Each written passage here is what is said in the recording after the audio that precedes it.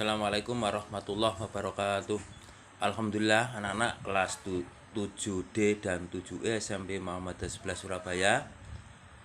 Kita bertemu kembali di mata pelajaran ilmu pengetahuan alam. Baiklah anak-anak, pada kali ini kita akan mempelajari tentang mikroskop.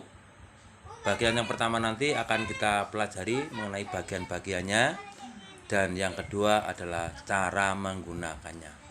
Baik, kita ikuti dan kita simak video pembelajaran berikut ini. Tahukah kamu bahwa ada makhluk hidup yang berukuran sangat kecil?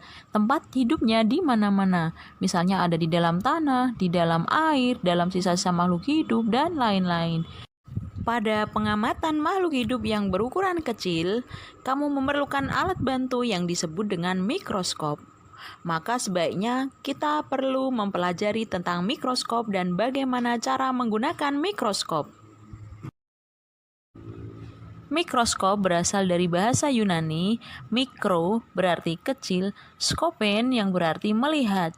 Jadi untuk pengertian mikroskop adalah alat yang digunakan untuk melihat objek dengan ukuran kecil. Karena sangat kecil, objek yang diamati bisa terlihat dengan jelas. Beberapa objek yang bisa diamati antara lain jaringan tumbuhan atau hewan, bakteri, virus, dan lain-lain.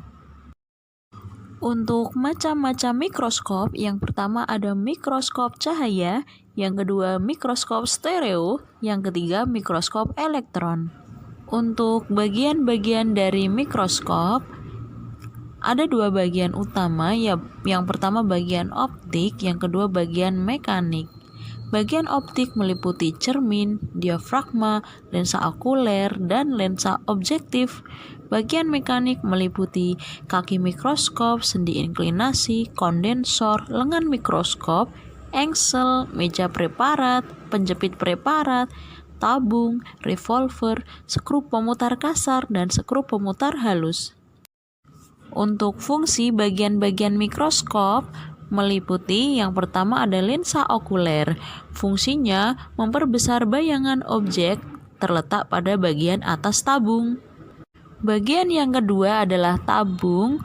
Fungsinya menghubungkan lensa objektif dan lensa okuler. Selanjutnya adalah revolver. Fungsinya menempatkan lensa objektif. Kemudian lensa objektif. Fungsinya memperbesar bayangan objek terletak pada revolver. Lalu meja benda. Fungsinya meletakkan preparat yang akan diamati. Kondensor fungsinya memfokuskan cahaya ke benda yang sedang diamati. Diafragma fungsi mengatur banyak sedikitnya sinar yang dipantulkan cermin menuju ke mata. Cermin fungsinya mencari dan mengumpulkan cahaya.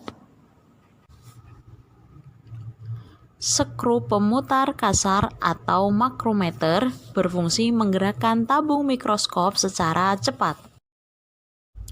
Skru pemutar halus atau mikrometer berfungsi menggerakkan tabung ke arah atas dan bawah secara lambat. Pegangan berfungsi untuk memegang mikroskop.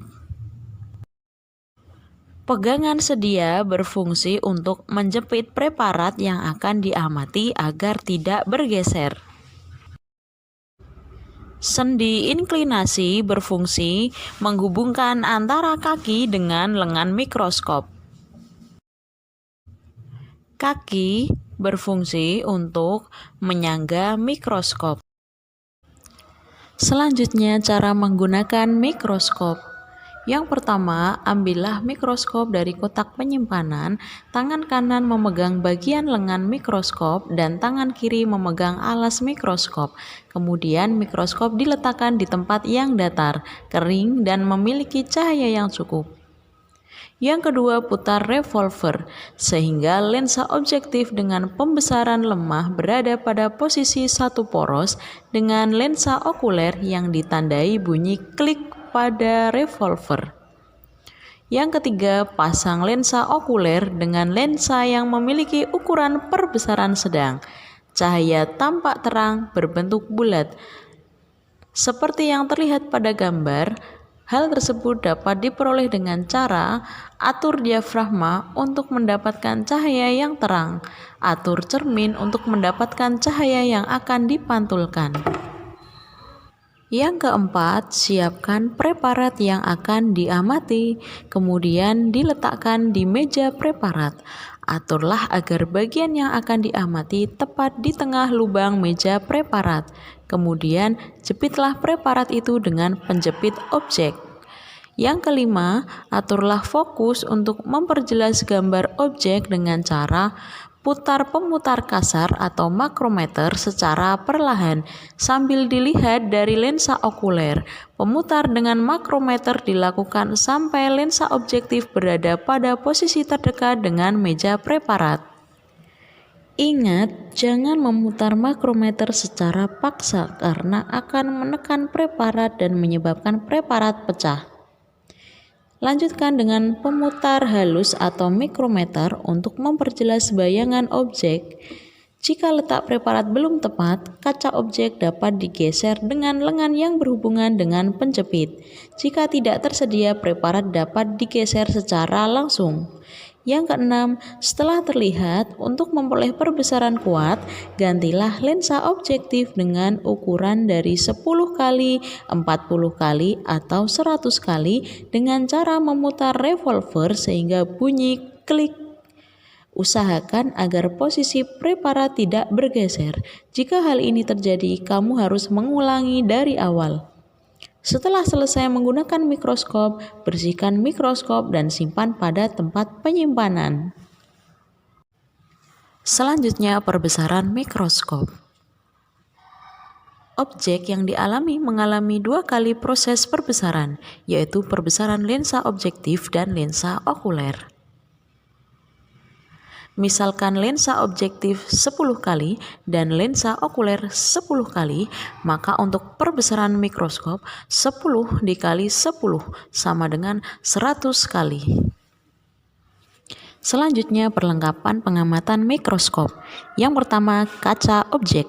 Suatu kaca transparan persegi panjang digunakan untuk menempatkan objek yang akan diamati. Yang kedua, kaca penutup. Kaca tipis transparan persegi untuk menutup objek yang akan diamati. Yang ketiga, pipet. Alat ini digunakan untuk mengambil cairan yang akan digunakan untuk membasahi preparat.